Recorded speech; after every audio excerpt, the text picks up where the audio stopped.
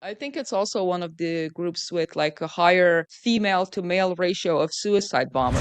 But in the case of Boko Haram, I sort of think it's because women are so unimportant to them. When a woman dies in battle, they'll praise her or put her out there. Boko Haram will never praise a woman who dies in battle or does a suicide bombing. One of their male fighters does a big suicide bombing, he'll be praised, he'll be put in their video. And there's decent amount of reports of like women being super young and doing it. They put it in like her bag and then maybe she doesn't even know. They say go to the market and then someone detonates it from far away. Are these child soldiers sober doing this? Substances like Turinabol are often used by soldiers just because it makes them more unaware of their actions and ensures loyalty to death. You know, just having a 7-year-old executing Nigerian soldiers is probably enough to end the inhibitions. It just becomes normal to them. To get a 7-year-old to go to a soldier and shoot them in the head a few times. What's the ideology, though? What's the ultimate goal? They really want an Islamic governance system. The group feels that that is authentic to them. And I don't think this is a completely ludicrous idea. They think that Nigeria is basically a Western construct that is inconsistent with their local or Islamic rooted constructs. Man, it's complicated because like a fragment of what they're saying is actually true, which is very inconvenient, you know? We assume that they share our moral framework because we see individual rights and the sacredity of life as universal truths. In some regions, morality is not shaped by the same principles of individual autonomy, but by historical struggles, and morality is localized. So it's not an abstract concept like in the West. Foreign intervention to solve the problem is also viewed as attack on independence. So when we intervene to help, they can perceive it as even further attack. I think a lot of the fighters in Boko Haram are actually enjoying their life. Like they would go into battle, they'd come back, talk about like the cool things they did, the total freedom. From a macro level, like the solution you would think is like you come to a peace deal. But like if the people are just enjoying the fighting, it's like I don't want to have to go be a civilian and go back to school and like get a regular job. So what I want to say is,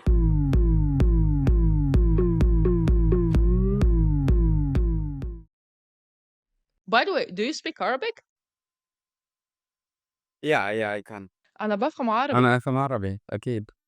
كيف أنت لكن أنا تفهم؟ ما بتكلمش لكن أنا بفهم كويس أوي. When we think of terrorism, we usually think of IS or Al Qaeda, but there is a small Nigerian terror group.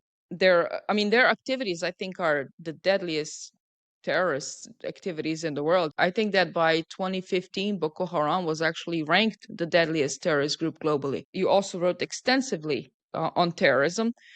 What do you think people usually misunderstand about these terrorist groups? What are like the most common misconceptions, would you say? I think the most common misconception, or I might even say misinformation, is that their ideology doesn't matter and that they're motivated by poverty and marginalization and lack of political inclusion.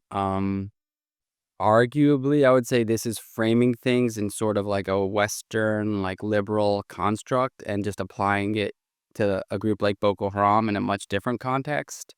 Although ironically, the people that make their argument are sort of against Western-centric narratives, but I think that they are making a Western-centric narrative. So to clarify further, if you look at Boko Haram's statements, videos, audios, writings, and now we have hundreds of them, including internal ones that got leaked that they didn't intend to make for propaganda, you will basically never, like 0 times out of hundreds, hear them say, we need to improve the economic livelihood, or our people are poor.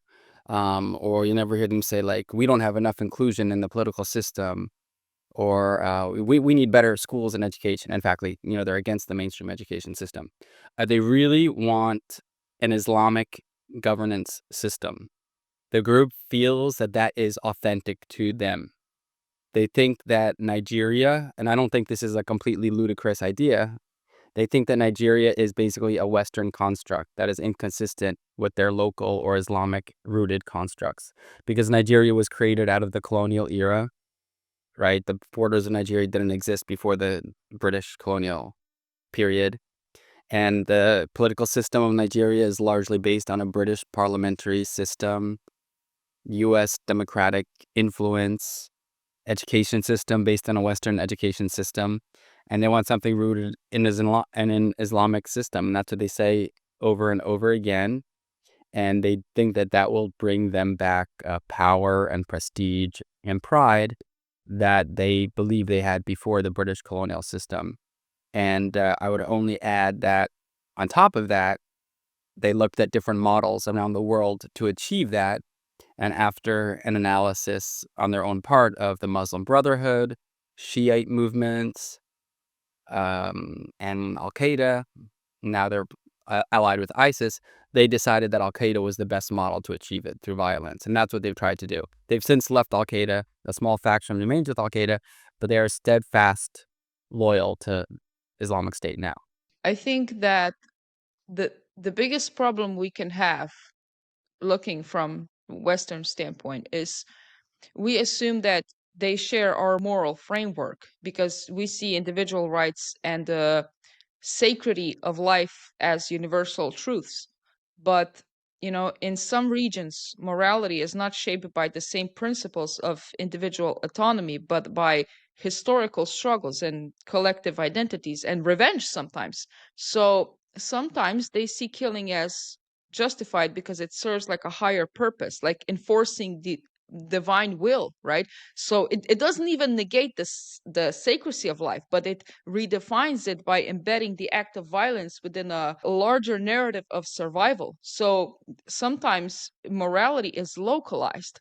So it's not an abstract concept like in the West that's defined by universal ethical codes, but it's more embedded in social and cultural and religious context that they operate in. Many regions suffering from extremism are kind of deeply tied in historical grievances, and the idea of foreign intervention, whatever that is, to solve the problem is also viewed as like an additional attack. It's an attack on independence again. So when we intervene to help, they can perceive it as even further attack, making these groups even more radical.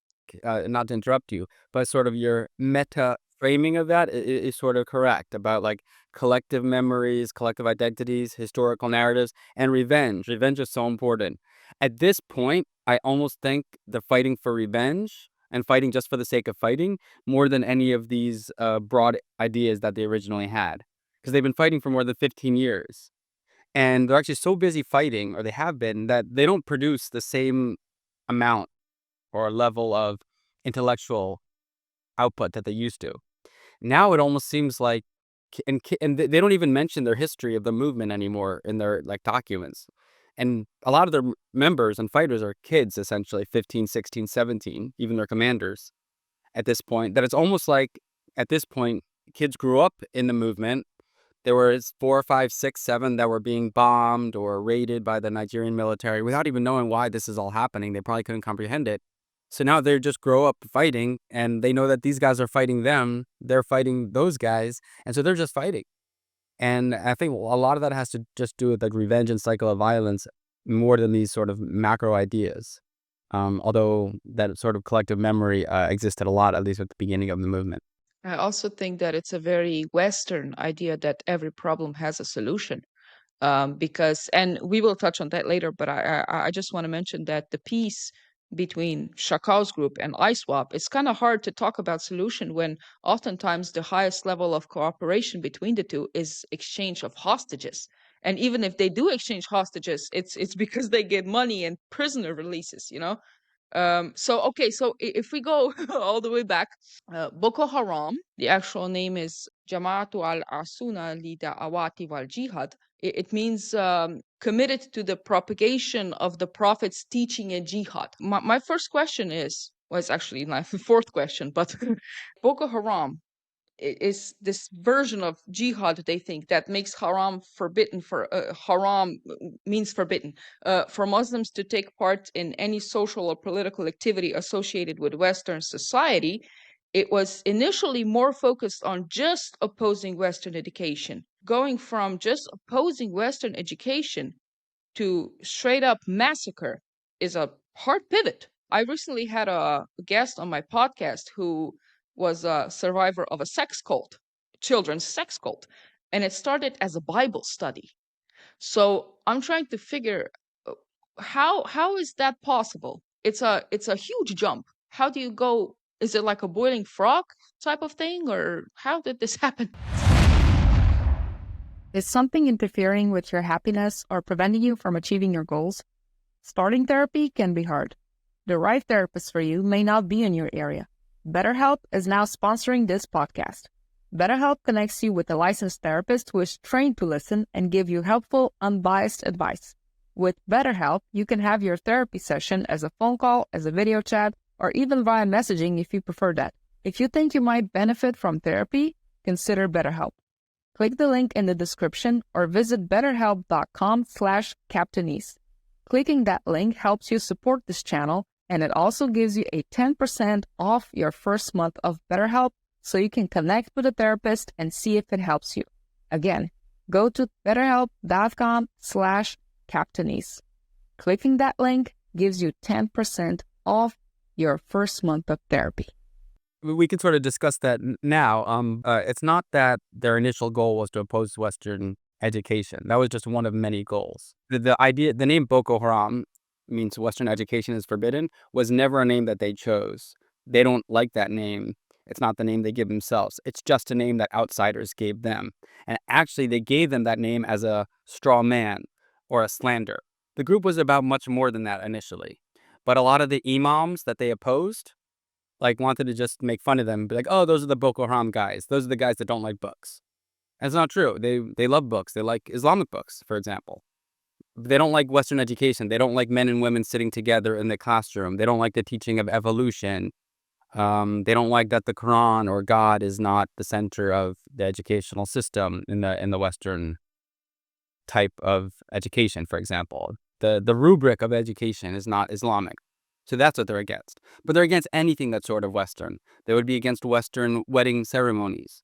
They're against Western political institutions. They're against Confucian political institutions. They're only for Islamic institutions, 100% only Islamic institutions. One can debate what is actually Islamic, but they have their definition of that. So that's just the first point, that education was just one of the many things they didn't like. But how did it get to the point of massacres and the sort? So I have provided some links on the origins of the group, which has really been my main interest of study, because I also asked that question a lot. And I do think that the initial nucleus of members were actually part of Al-Qaeda, and this is based on reading their own memoirs, documents from Guantanamo of Nigerians who were first detained in Guantanamo in 2001, or Nigerians who lived in Saudi Arabia and were detained in Guantanamo. But initially, there was a nucleus of folks in Nigeria who believed in bin Laden's struggle, the Al-Qaeda struggle after 9/11. The attacks on 9/11, then the U.S. fights in Afghanistan and Iraq, and then some Nigerians were like, wow, there's a war in Islam, not many. And they formed a community based on these teachings, very small, and like dozens, not big. And Nigerian government cracked down upon them in 2003, 2004, partly in collaboration with the other Salafi religious leaders in the country who were like, okay, we see these guys getting out of hand. They're getting too crazy. Let's just go kill them all. Nigeria tried to kill them all. They escaped in 2004, some to the camps in the Sahel of what became Al-Qaeda in the Islamic Maghreb, others throughout Nigeria. And then they reemerged in 2005 under a quasi-mainstream leader named Muhammad Yusuf, who realized that if they act too violent or speak too violently, then they'll get cracked down upon. So he towed the edge between violence and supporting Al-Qaeda and being mainstream, and he gathered a massive following. So there was a big market for that, at least in the Northeast. By the time of 2009, his following was so big that, to make a long story short, they decided to crack down and kill all his followers too. So there is some sort of problem in Nigeria where one of the ways where they solve problems, speaking of solutions, as we just did, is just by massacring the dissidents and hoping they go away. And this actually has arguably worked, or has been the modus operandi, but it didn't work with this group that was called Boko Haram, who at that time was under Muhammad Yusuf's leadership. So they basically tried to kill them all in 2009. They killed 800 of them. Again, they fled to the Sahel, joined with Al-Qaeda in Islamic Maghreb. They hid throughout Nigeria. But now they emerged in 2010, much more angry, much more violent than before, better trained, and then the war began. And then there was a back and forth. And then, Muhammad Yusuf was killed in 2009 extrajudicially, their leader. And then his deputy, Shekau, took over, and he became brutal And I don't think anyone, including the own movement, could have really imagined how brutal he actually became. And that's actually something that the group has written about, the dissidents of Shekau. Like, how did he become so brutal? Where he would massacre hundreds of people, enslave women and all that. That was sort of beyond what the group initially imagined. But sometimes the snowball cycle of revenge and hatred and killing can lead to sort of these cult-like brutalities. But in the case of Boko Haram, it was a massive group. So the brutalities, occurred on a much larger scale than in, say, a small cult. And they are well trained indeed. I think ISWAP is as strong of a military as it has ever been. If it's been fighting for the last 10 years, of course, you learn as years go by. Is there like an organizational learning between these groups? Do they learn from one another, like from Al Qaeda or ISIS? How do these groups collaborate? Is there like a model of criminal network of a sort? Yeah, there is some interesting examples of organizational learning. A lot of it happens clandestinely and behind the scenes, so it's not like we as analysts can directly see it or witness it. But one of the best examples of organizational learning is that in the mid 2010s in Syria as well as Iraq, ISIS was taking sport utility vehicles and then putting like armor on it from like different metal and stuff to make them really big and strong, so that they could drive them into the Syrian army bases. And then as the Syrian soldiers would shoot at them, the bullets would just ricochet off, and then they would plow into the Syrian base and then explode, a suicide vehicle bombing, by like taking a regular Jeep and then just putting metal like framing all around it, up armoring it. So then we saw, Boko Haram, or what was then, they changed their name to Islamic State in West Africa Province after they joined Islamic State, which is also ISIS, in 2015, they began doing the same thing in the bush. They would take a sport utility vehicle, just like ISIS, they would armor it up, then they would drive into a Nigerian barracks or a Nigerian group of soldiers and blow up the car. And so that was like a really interesting example of organizational learning. But even the initial suicide bombings that were carried out in 2011 seem to have been learned from Al Qaeda in Islamic Maghreb. That was before they joined ISIS in 2015. Because there are some documents written, some that were found in bin Laden's compound when he was killed, that show that Boko Haram went to Al Qaeda in Islamic Maghreb camps, and then that group told them to target Christians and the Nigerian government and internationals. And then that's sort of where the suicide bombings and kidnappings ended up occurring in like the 2012, 2013 era. So there has been this type of learning over time. It's also a paradox. Before you were talking about opposing the West, but they have no problem modernizing when it comes to like recruitment and I think there's a decentralized context sharing, right? So this modern jihadist networks have adopted actually to like digital world, right? With sharing methods. I Mhm. assume that platforms like Facebook or Twitter can be like a beacon directing users to some external sites. Yeah. Well, I mean, 10 years ago, like 2014, 13, 15, yeah, Facebook, Twitter would have had jihadists all over it communicating, praising. Now you basically can't find it on Facebook and Twitter. They've found ways to eradicate jihadist content, but they've shifted over to Telegram and other, dark web social media systems that are not really mainstream. But yeah, there's been tons of knowledge sharing on the internet, that's for sure, between these groups. Actually, there was an interview with neo-Nazi, but he said that he would create Facebook videos recruiting members and preaching neo-Nazi psychology, but he would go only as far as to not breach the guidelines. And then as the guidelines were breached, just at the verge of that, like at the very border, he would then redirect them to some other site. Um, Recruitment, I think, must be a lot easier today. Maybe not just for jihadist networks, but for these extreme networks in general, because you can potentially like um, infiltrate gaming platforms to recruit young people, by pretending to be fellow players.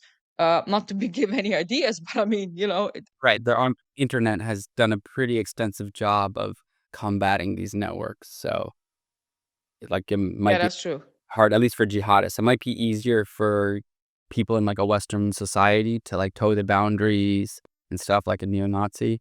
But like jihadists are literally conducting killings very often. So that appears in their media. So it's a little Right, right. Uh, Well, they both deal with purity. I noticed that like extremism includes some purity, be it radical or religious or cultural. What's the ideology though? What's the ultimate goal of Boko Haram? An Islamic state, an Islamic state. And they've achieved that to a certain extent. They have some of their own territories in the northeast of Nigeria, and there are videos that they have released that show that they have their own Sharia patrols, essentially like Hispa, it's called, as you know, their own police system, if you will, their own imams, their own Islamic leaders.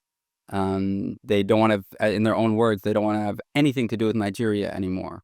They just want to create an Islamic society where they are and over the world. That's why they joined ISIS. How do you get these resources for research? Because I guess you can interview members in a prison, which is risky, because the security forces may be watching or they may be lying. And then books are, I mean, it's not too much of an ancient movement, so there's probably not too much literature on that. Mhm. Well, yeah, I think that's actually arguably the most important question to ask. Like, how do you know what you know about, say, Boko Haram or other extremely violent, extremist groups and whatnot? And so I'm always focused on primary sources, what they put out, what they say, what they do, what they write. A lot of this will be their own propaganda videos, which explains their beliefs. Some of it will be their own internal communications that have been leaked. Um, and some of it will be an assessment of like attack trends, like geographically where they're going, what style of attacks are they doing. Um, and then there's of course like some journalists that have like been quasi close to them have sort of released exposés about them. There have been some defectors. We have done some interviews of former members. Although I agree, the ones in the prisons are not so accurate because there's all types of reasons why someone in a prison would try to act like, oh, I didn't do anything wrong, or oh, they're extremely brutal, but I disagreed with it. Like there's all types of incentives to like lie and make your role seem better or their role seem worse, just to like please the people so you could get out. Or sometimes like when a Westerner interviews these folks in a prison somewhere in the Sahel, they might imagine or think that they'll get money if they do the interview. So, because like there's a power imbalance, so they might just say things to make you happy. Um, and so I'm not really the biggest fan of these sort of prison interviews, and just the fact that there's guards watching, makes you question the independence of the interviewee, but I like to use their primary sources. Like the group has put out quite a bit of documentation of their beliefs over time through like videos in mosques and stuff like that. And in this way, I guess you can never know for sure why they're doing something. You can only speak with like the highest level of certainty. Right, but even for an individual or something, like, why are you, like, doing something, this podcast, or why am I doing this? Like, it's hard to even know your own motivations, right? Like, deep down, like, why you yourselves. So to let alone ask an entire group why they're doing something is actually hard. Even if you try to convey it, it wouldn't be so easy to convey, right? 'Cause some of these people don't know the deeper psychological reasons for it.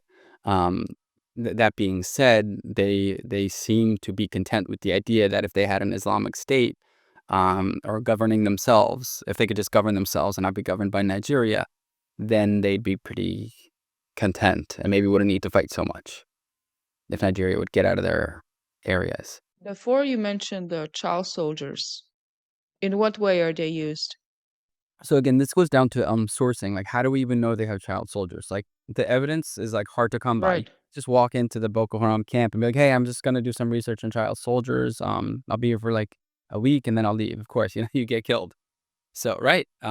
So the evidence comes from one like United Nations reports, but those are like very vague, and those have to do with like displaced persons camps and like the evidence is never very detailed. Those types of reports. But so to me, the best evidence was when I saw they used to. Right now, they aren't releasing too many videos actually, but a couple years ago, they would release videos quite regularly, like monthly, maybe even more, twice a month. And I began to see just kids in the background, like just like fighting or like picking things up. And I was like, wow, like there's obviously kids in the movement. Then they also had some propaganda videos where like kids were the focus. Like, look what our kids are doing. And they would have some where the kids were getting educated. They would have some where the kids are learning tactical training skills, like in a pretend house. And then the Nigerian soldiers would actually be like the guys in the house that they need to find. And then they'd actually shoot the real soldier. Whereas, of course, in real tactical training, you usually shoot like a fake person, right? But they would have to use like real Nigerian soldiers as the ones who they need to like kill as a target. But so there's two types of videos that I basically saw. One is where kids were just in the background of a regular combat video, and those I categorized as like authentic, like what are kids actually doing. But then there were the videos where they just tried to propagandize that they did have kids. Where I was like, this is also shows they have kids, but like we need to interpret this as more like a propaganda. Like, why are they showing us the kids?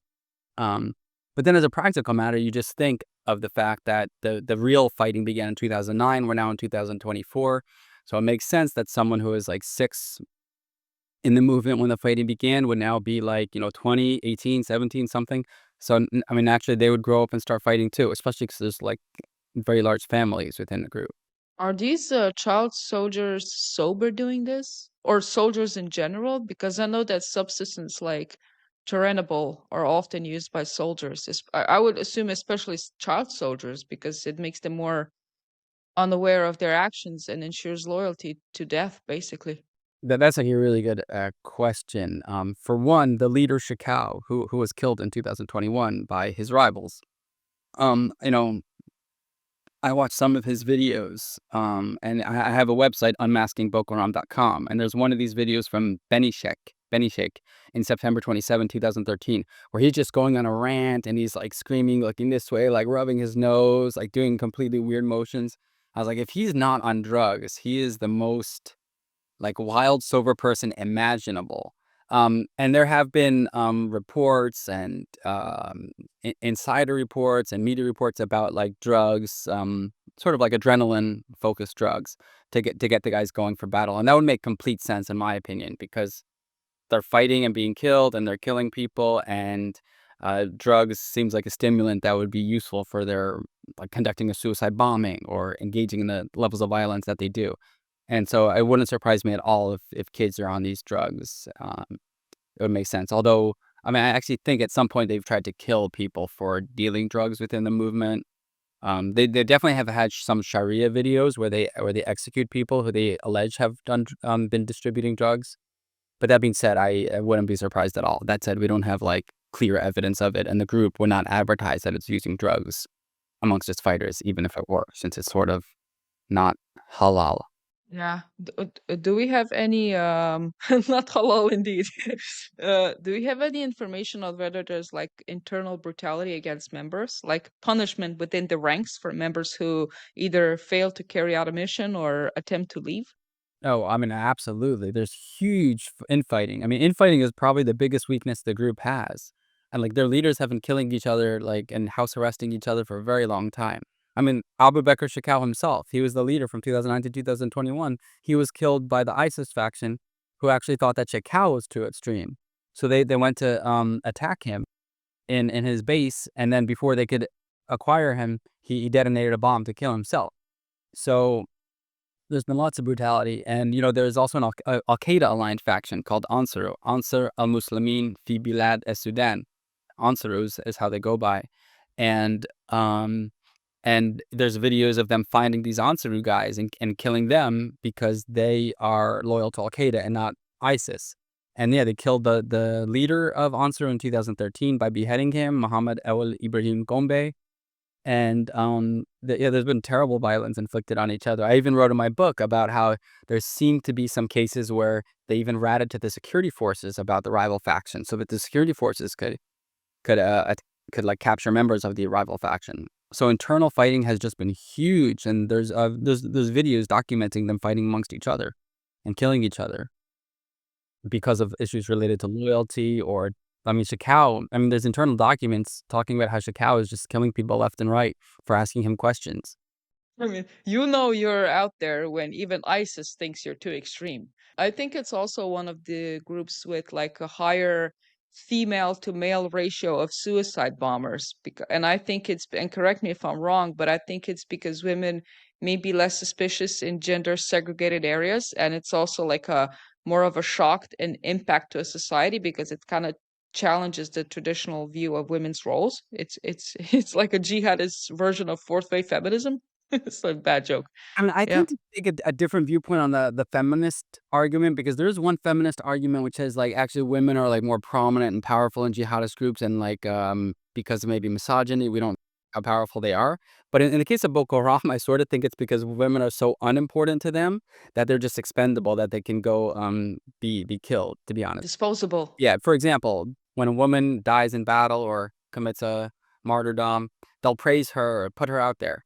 Boko Haram will never praise a woman who dies in battle or does a suicide bombing. Zero of the women, of the hundreds who have been reported in suicide bombings, have been praised by the group, and even internally in public messaging. But when one of their male fighters does a big suicide bombing, he'll be praised. He'll be put in their video. They'll issue like a baseball card type of thing about him with his name and like the sun glowing over his head. They'll never praise a woman who does a suicide bombing. And there's decent amount of reports of like women being like forced to put on this, or being super young and doing it, which shows that they don't have that much like decision making in their own decision to go do a suicide bombing. Some have been like remotely detonated, like they put it in like her bag, and then maybe she doesn't even know. They say go to the market, and then someone detonates it from far away. So I actually think it's sort of like the anti-feminism within the movement. That is why there's been so many female suicide bombers. But that being said, it was mostly a Shekau thing, Abu Bakr Shekau, who's now dead. So you really haven't seen it much, if at all, in the past several years since he's been dead. But during his heyday from 2013 to 2021, there were hundreds. And by that, I mean probably more than 500, if I'm not mistaken, girl or female suicide bombers. Some might have indeed done it out of their own volition. Like maybe their husband died and they were angry, or they just believed in the cause. But there were like enough reports to make it seem like clearly not all of them had their own will in doing it. And there could be some cases where boys were forced to do it too, but I just haven't seen many of those types of reports. There are clearly enough men willing to die for the group that I tend to think that the men do it because they want to go to heaven, and that's not always the case with the women. But it is really notable because most jihadist groups don't use women as suicide bombers, or even in battle. It was very rare that ISIS did it, for example. In Syria, only women were seen with guns in like the final battle when ISIS was going to lose its caliphate, when like they were like against the wall, then women finally had to fight. It was like a last resort. But that's also part of the reason why Shekau was, too extreme for ISIS. The fact that he was doing female suicide bombers was something that ISIS didn't approve. The fact that he was capturing even Muslim women as slaves because they weren't Muslim enough, because they received Western education or they lived in the regular society. That was part of the reason why he was too extreme for ISIS, and why he got kicked out of ISIS. And ISIS chose a new leader for the group in 2016. And that was one of the big factionalizations that occurred.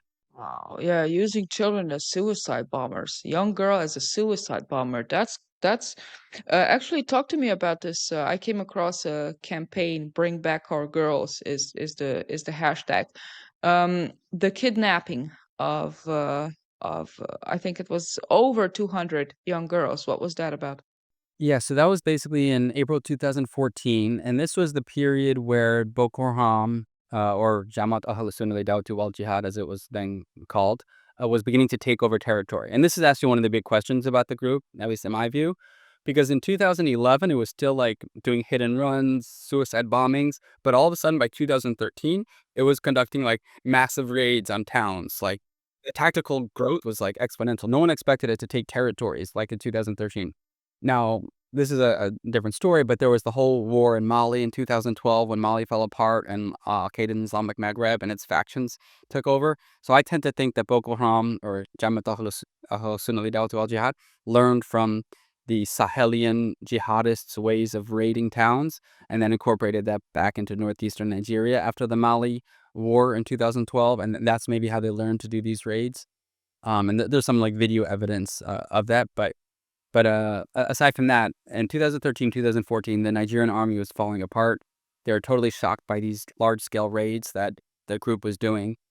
And importantly, myself and another co-author, Elizabeth Pearson, wrote in before April 2014, when the Chibok kidnapping happened, that there's a tit for tat going on, where the Nigerian government is basically capturing the wives and daughters of Boko Haram members and like using it as leverage against Boko Haram in negotiation.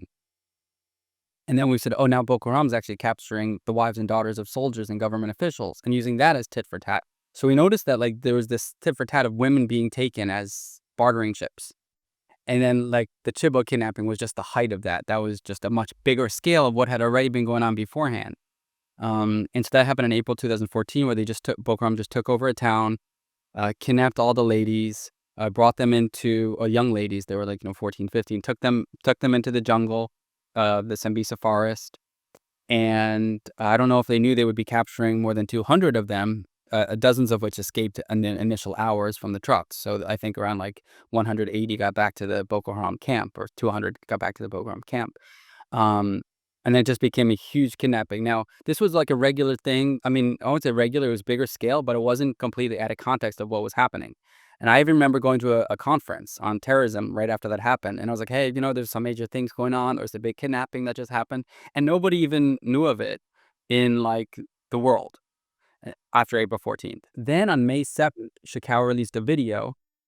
And it was just one of his ordinary videos where he's going crazy. And he said, I've kidnapped the girls and now they're my slaves. And that was like one line out of 1 hour of banter. But somehow I feel there was no other media stories going on in the world at the time, except for the Malaysian airliner that crashed or that disappeared going to Beijing. And so like the CNN was like, oh, Boko Haram enslaves women. And then like all the media was just like reporting on it randomly 3 weeks later, all because of this one line in this cow video. And then I was abroad. I was getting calls everywhere. Tell me about the kidnapping. And I think there was like a media psychology to it. So then it became the biggest world media story, completely unexpected. Then on May 14, 1 week later, Boko Haram probably realized like they're the biggest story in the world right now. Then he released a video showing all the girls, which had like a big propaganda effect, and they were converting to Islam, and they were wearing hijabs. Many of them were Christian. Most were Christian. So then when he did that, then like the whole world was like, focusing even more on that. And then Michelle Obama and Malala Yousafzai and all, women around the world in particular, but also, male leaders, actors, actresses were doing the Bring Back Our Girls. And then it became like a media sensation, like a viral thing to save them. And then that put the group on the map. And now over the years, the tension has obviously died down on that. But a lot of the girls are still with the group. Almost all of there's been a hostage exchange, like money and prisoners to Boko Haram, the details of which are not totally transparent. But basically all the girls who have not died in captivity from like snake bites or air raids or other health issues have had the opportunity to return to the parents or Nigerian society. But at least several dozen have chosen not to. Now there's obviously some psychological trauma going on, but a lot of them chose to stay with the group. They were like forcibly married, forcibly converted to Islam. They might have 2 or 3 or 4 children with the group. And they have been given the opportunity to leave, and a lot of them have not. Some of them have, some of them have not. And that's where we are 10 years later. Can we perhaps think of what made them stay? I'm not really sure what the psychological phenomena is called when you fall in love with your capturer, but Stockholm syndrome. is it there you go, the Stockholm syndrome. You guys in the US have a debt that has grown to 1 trillion in the past 3 months, while your economy only grew by 5.5 trillion in the past 3 years. How's that one for you? I can offer you a degree of safety against inflation. You can now be less miserable about the prices, which seem to always rise more than expected, as the inflation just won't go away. Look, the government isn't going to take care of you, so forget the protests and do it yourself. Take matters into your own hands is what successful people do. I decided to help my audience shelter their assets and diversify them into gold, which is something that has always been used by the rich to preserve wealth throughout the history. Birch Gold Group makes the process straightforward. They can help you convert your existing IRA or a 401k account into a tax advantage physical gold IRA without any of the out pocket costs. Just text Captainese to 989898 and receive their free info kit on gold IRAs that is packed with insider information on how gold and silver can protect your savings. I've checked out their references before partnering with them, and their endorsements include Ben Shapiro, Jordan Peterson, and Ron Paul, and I trust these people. With an A-plus rating with the Better Business Bureau, Gold now has 5-star reviews and thousands of happy customers. Birch Gold Group is the nation's #1 gold IRA provider. To learn more, text Captainese to 989898 and claim your free info kit on gold IRAs. You also have the link in the description below. Well, just think if you're like 14, you're still pretty young. You go with the group. At 14, you don't have like that much knowledge about the world. They make you become a Muslim, and you're sort of forced to become a Muslim for like survival. Maybe at 15, 16, they like make you get married in some way. They like forcibly marry you or something. And the husband is not necessarily an evil person in the sense that the husband might have just grown up in the group and think that this is normal. He might not view himself as like enslaving you or capturing you really.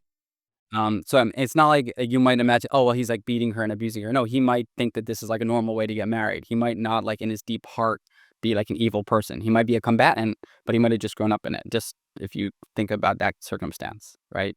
So he might actually be genuinely getting married. He might not be like mistreating her. Okay, then they're gonna have the two children by the time that the negotiation happens.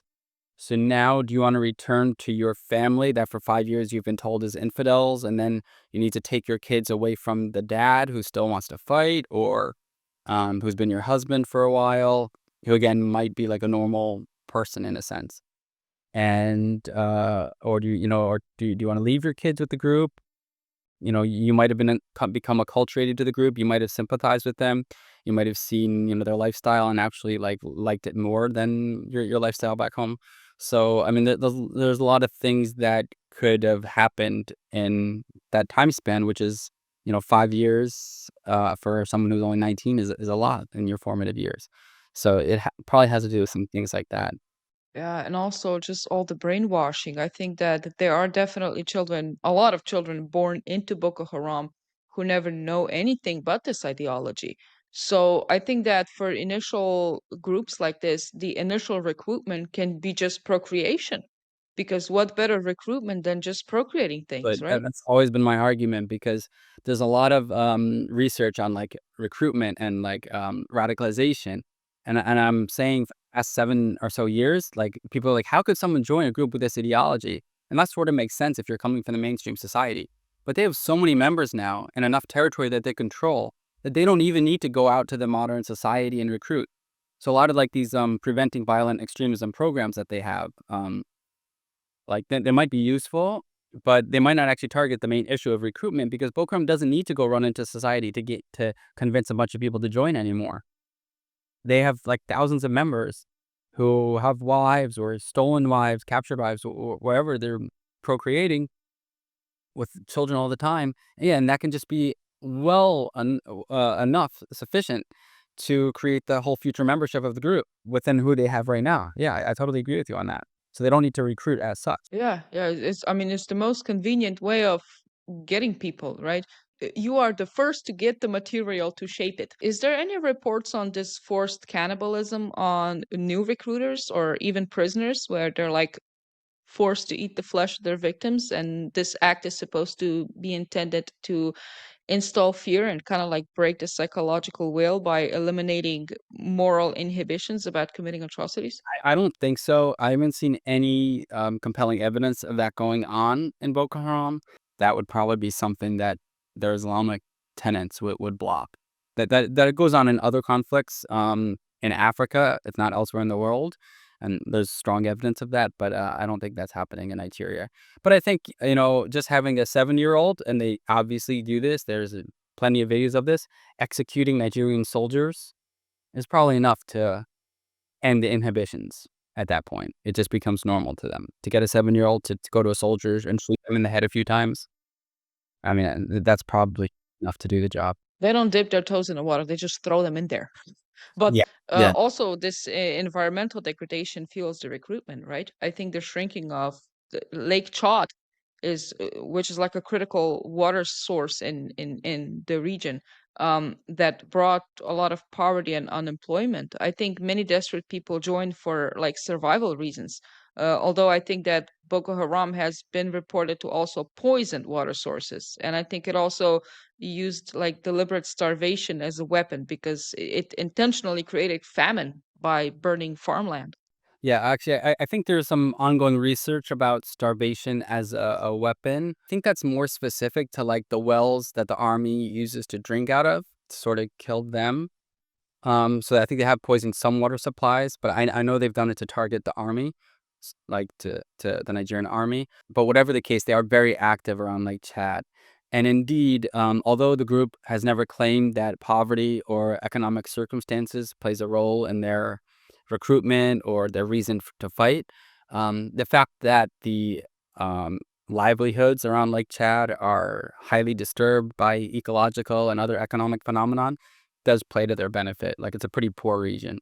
I always say counterfactually, if it were sprung up like Dubai or something, you probably wouldn't have a Boko Haram existing around Lake Chad. So they do benefit from the poor economic circumstances. But is it a self-sufficient economy? Like, does it tax local population like some other groups? Oh yeah, Boko Haram, so part Islamic State in West Africa Province, as they now call themselves, they part of their governance is a taxation system. That's actually a major part of what they do. And they give tax receipts of the commander in the area will like sign the receipt, or it'll be done through him.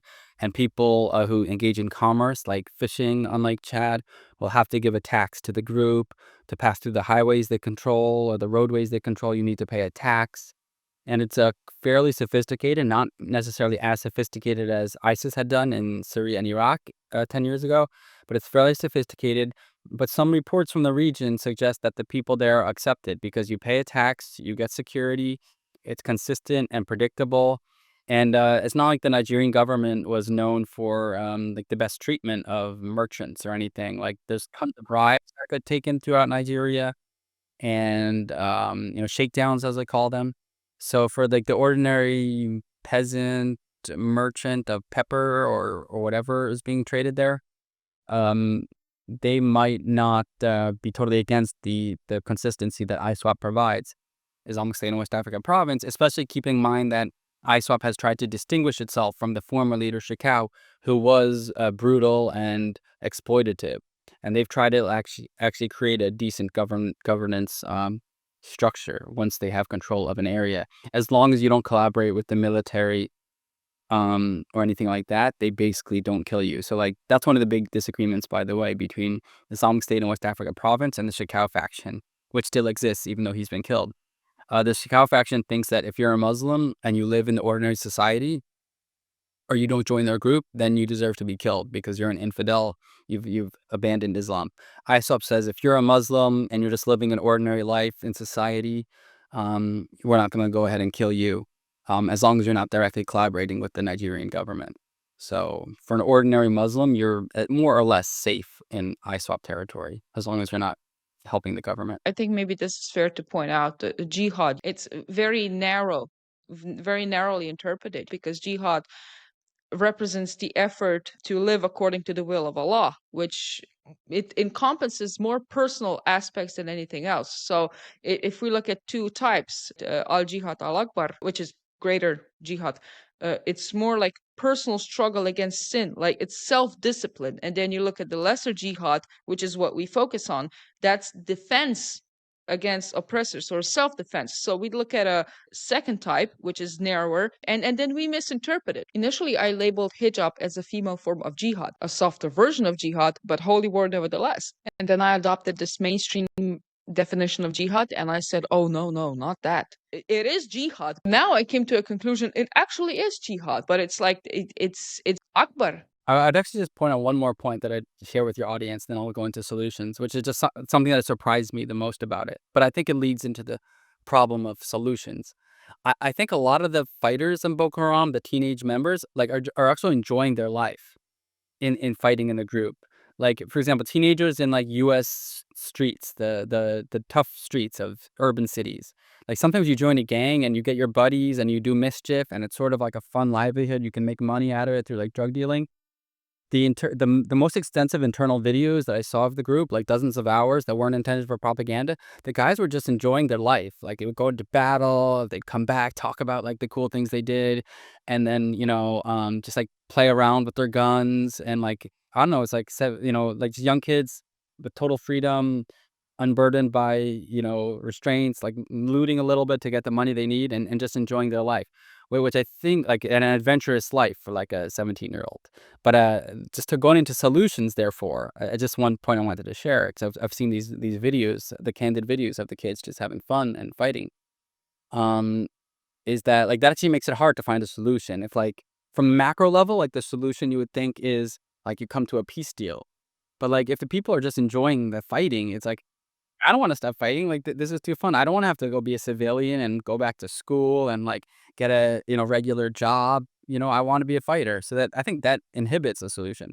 More broadly, I don't think a solution has ever been out of the cards. I mean, the group has been pretty adamant. Like, if you want a solution, at the very least, like these are our areas. We run it as an Islamic state, as we determine an Islamic state should be. You, the government, get out of our areas. You go over there, and we really won't need to fight you. And now I don't know if that will last forever, because maybe at some point they'll become so powerful that they want to fight to instill Islamic law elsewhere in Nigeria. But I mean, I think ostensibly that's always been the parameters. Like, give us our own region to govern by ourselves, and you stay out of our affairs, we'll stay out of yours, and let us rule. Now, Nigeria, of course, won't say yes to that, because that would be like giving up their sovereignty to jihadists. So that's sort of what makes it intractable. I mean, in theory, if Nigeria could just become an extremely well-run country, that would help. But again, if their real goal is the Islamic State, I mean, the existence of Nigeria and the existence of a Islamic State as such is like highly inconsistent with each other. Like, it's just not how the Nigerian government or political system was created. And, in the late 1990s, there was a movement to install Sharia in northern Nigeria, which in theory would have been like an Islamic State within a broader parliamentary system. But that like failed due to corruption, lack of strong-willed implementation. They did some hand cutting and stuff, and then people didn't like it, or it was done unfairly. And so like there was actually a chance to sort of create an Islamic. And that's actually part of the reason why Boko Haram came to be, because the Sharia was finally going to happen in northern Nigeria, and then like it never really launched, or it failed. The launch failed, and so Boko Haram was like, okay, we need to do actual Sharia now that the movement failed. But they said you can't combine Sharia with this Nigerian parliamentary democratic system. If you need to create your own thing. So basically, that's why like solutions are sort of intractable. But I mean, in theory, the solution would be like you give them an autonomous region, and then they go about their lives, and the government goes about their own lives. I don't think that's too possible. So. It's, man, it's complicated because like a fragment of what they're saying is actually true, Oh which yeah, is very inconvenient, you yeah. know? That's also the challenge of like strategic narratives and counter propaganda. Because like at first when I was doing strategic communications, I was like, here, let's just listen to a video, and then they say this, and we'll say that's not true, and here's what's true. But like a lot of the points they make, especially if you go back to some videos in 2016, were like like articulated points, like some of which you might disagree with, but like you're like, okay, so they think that America is trying to exploit the resources of the Lake Chad region, and that's why America is helping Nigeria to combat Boko Haram. Like, I actually don't think the U.S. is like trying to exploit Lake Chad resources, but like I don't know, it's just a claim like that you can like debate. Like sometimes they get pretty articulate in their claims about history, not necessarily Chicago, excuse, brutal, but you make the point that yeah, they do not just speak untrue things when they say like Nigeria is like brutal. Like yeah, it sort of is. You can't be like, no, Nigeria completely upholds the rule of law or something like that. But I would make one other point, which is an important trend to look around the world right now. I don't know how much it'll affect Boko Haram or ISWAP because they're part of ISIS, but you see these Al-Qaeda groups around the world basically giving up on jihadism. It's an interesting trend. Like the Taliban has sort of given up on jihadism as such. It's willing to get into the world networks of NGOs and United Nations and diplomacy and recognizing Chinese or Central Asian American government, whatever. And because in order to govern and not be fighting all the time and actually serve your people, you sort of need to be integrated in the world system. So we see the Taliban basically like engaging the world system. And like it might be a little bit reactionary still or a lot when it comes to like women and some other issues related to sectarianism, but it's like trying to govern as a proper like state in the world system. And it's abandoning a lot of its jihadist tenets. And in Syria, you see the former Al-Qaeda group now like taking over parts of Syria. It's also abandoning a lot of its former jihadist precepts in order to integrate with the world system and govern. And like even in the Sahel, there's an Al-Qaeda group called JNIM. They haven't really abandoned their jihadist credentials, but it wouldn't surprise me if they ever take over a lot of territory in the Sahel, and they are doing it right now, and they want to be recognized and have a state, that they follow the Al-Qaeda model, which is to sort of like abandon this like attacking America, get your state, accept certain international principles, and run it as like in a Sharia light country. And even like you see some countries like Saudi Arabia that used to be hardcore like about Sharia, they're also becoming much more liberal. So there is sort of a model out there where like jihadists can like integrate with the world system. Boko Haram is definitely not there, especially because it's more part of the ISIS network, which isn't willing to budge. But there is some sort of trend lines in jihadism that make it like more compatible with the world. So those are potential solutions, but we're definitely not there yet when it comes to Nigeria. Do you think that Boko Haram fundamentally, internally, actually thinks they are doing a good thing? How much do you think is doing a good thing is a convenient excuse for gaining power, and how much do you think it's their actual belief? It's a good question. Like, yeah, like maybe some of them are just selfishly enjoying their lives as like being a powerful commander, with like multiple wives, and like money he's hoarded from what he's like looted. Um, but there really hasn't been much dissension from the ultimate objectives in the movement, at least in the literature that's been put out. There's been very little questioning of like the ultimate goals. There's been a lot of questioning of rival factions and rival leaders and their behavior, but there's been very little dissension about like what they're trying to achieve. Or, I mean, surprising to me, even with the ISIS caliph like being like anonymous and not really existing, like no one even knows who leads ISIS now. I haven't seen one time that the group has said, maybe we shouldn't be loyal to ISIS anymore. The group seems a little bit phony to us.